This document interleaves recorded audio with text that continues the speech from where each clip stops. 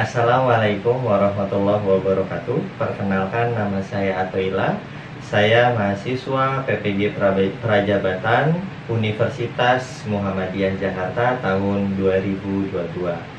Di sini saya akan menjelaskan terkait panduan observasi profiling peserta didik.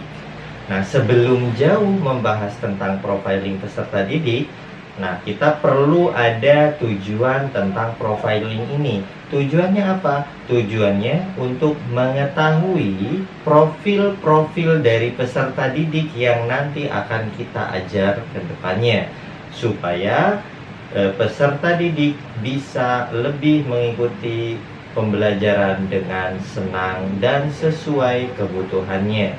Nah, sasaran-sasaran juga perlu dipentingkan dalam profiling peserta didik ini. Adapun sasarannya, yang pertama adalah sudah barang tentu adalah peserta didik yang memang menjadi objek utama dari profiling ini. Nah, selanjutnya ada Dewan Guru juga untuk diminta informasi-informasi terkait peserta didik. Selanjutnya, dari sasaran tersebut, saya mengambil observasi ataupun profiling peserta didik itu pada SMP N2 Tangerang Selatan, khususnya di kelas 91. Nah, adapun instrumen yang digunakan, kita akan lihat lebih dekat lagi dari instrumen-instrumen yang saya akan jelaskan. Oke, panduan observasi profiling peserta didik oleh saya sendiri, Atoila SPD. Apa itu karakter peserta didik? Karakter peserta didik diartikan sebagai ciri, tabiat, watak, dan kebiasaan yang dimiliki oleh seseorang yang sifatnya relatif tetap.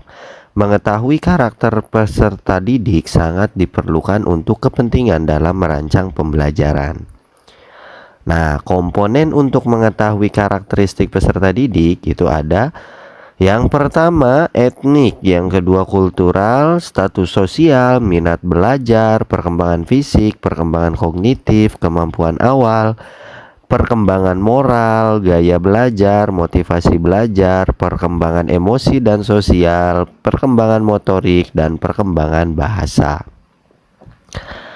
Sasaran observasi sekolah yang kita ambil adalah sudah jelas, yaitu SMPN 2 Tangerang Selatan. Alamatnya berada di Cirende, kelasnya kelas 91. Profil peserta didik ini ada nama, kelas, tempat, tanggal lahir, usia, alamat, agama, kewarganegaraan, jenis kelamin, pekerjaan orang tua, tinggi badan, berat badan, dan hobi. Selanjutnya ada lembar observasi etnik, lembar observasi kultural, lembar observasi status sosial, lembar observasi minat belajar. Ini lembar observasi perkembangan fisik, lembar observasi perkembangan kognitif. Yang ini yang nomor 7 lembar observasi kemampuan awal, yang 8 lembar observasi perkembangan moral. Yang 9 ini lembar observasi gaya belajar yang biasanya digunakan untuk tes diagnostik. Selanjutnya lembar observasi motivasi belajar. Ini lembar observasi perkembangan sosial dan emosi.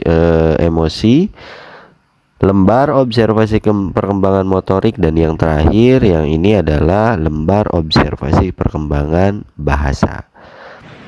Demikianlah penjelasan tentang panduan observasi profiling yang saya buat. Terima kasih. Assalamualaikum warahmatullahi wabarakatuh.